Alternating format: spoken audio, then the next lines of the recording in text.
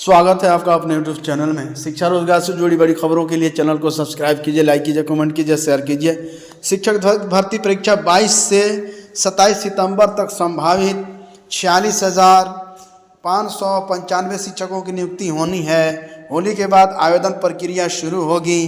पहली से 12वीं कक्षा तक के लिए होगी भर्ती। बिहार लोक सेवा आयोग ने चौथे चरण की शिक्षक भर्ती के लिए परीक्षा की संभावित तिथि जारी कर दी है।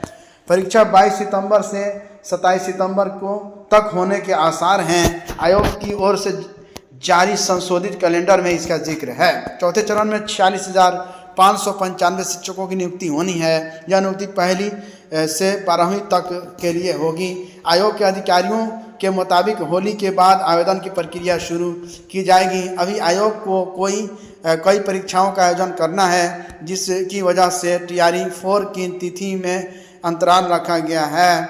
अभ्यर्थियों के लिए आवेदन से पहले रजिस्ट्रेशन का पोर्टल खुलेगा। छात्र पहले पोर्टल पर जाकर रजिस्ट्रेशन करेंगे। इसके बाद आयोग मार्च में आवेदन की प्रक्रिया शुरू करेगा।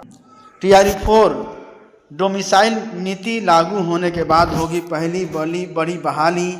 डोमिसाइल नीति लागू होने के बाद पहली बड़ी बहाली शिक्षक भर्ती TRE 4 है, जिसमें लगभग 46,000 शिक्षकों की भर्ती होगी। इस नीति के तहत अब बिहार के मूल निवासियों को प्राथमिकता मिलेगी। लगभग 85% पद बिहार के निवासियों के लिए आरक्षित होंगे, जबकि केवल 15% पद ही अन्य राज्यों के उम्मीदवारों के लिए खुले रहेंगे। बिहार राज्य विद्यालय अध्यापक नियुक्ति नियमावली 2025 के तहत इसे मंजूरी दी गई है। इसमें 35% सीटें बिहार के महिलाओं के लिए आरक्षित रहेंगी। केवल बिहार के मूल निवासी वैध डोमिसाइल प्रमाण पत्र धारक ही अधिकांश पदों के लिए आवेदन कर सकेंगे। शिक्षक बहाली से ही डोमिसाइल नीति लागू करने की मांग लंबे समय से चल रही थी, जिसका उद्देश्य राज्य के युवाओं को शिक्षक भर्ती में प्राथमिकता देना है।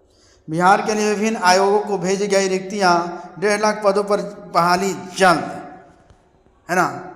राज्य भर के विभिन्न विभागों में नौकरी और रोजगार के लिए रिक्त 1,50,561 पदों पर शीघ्र बहाली होगी। इसके लिए विभिन्न आयोगों और पार्षदों को अधियाचना भेज दी गई है। स्वास्थ्य प्रशासन विभाग JID की ओर से सोमवार को सूचना जनसंपर्क विभाग के संवाद कक्ष में आयोजित प्रेस कॉन्फ्रेंस में विभाग के अपर मुख्य सचिव B राजेंद्र ने इसकी जानकारी दी। उन्होंने बताया कि अधियाचना भेजने से और कर्मचारियों की भर्ती की यह निरंतर प्रक्रिया है जो अभी चल रही है। अपर मुख्य सचिव ने बताया कि 1 अप्रैल 2020 से 6 फरवरी 2026 तक 9,84,141 लोगों को रोजगार उपलब्ध कराया जा चुका है। इसमें 7,95,832 की नियमित बहाली हुई है। 10 गुना बढ़ेंगे सैफ जवान, 17,000 पदों पर अनुबंधन बहाली।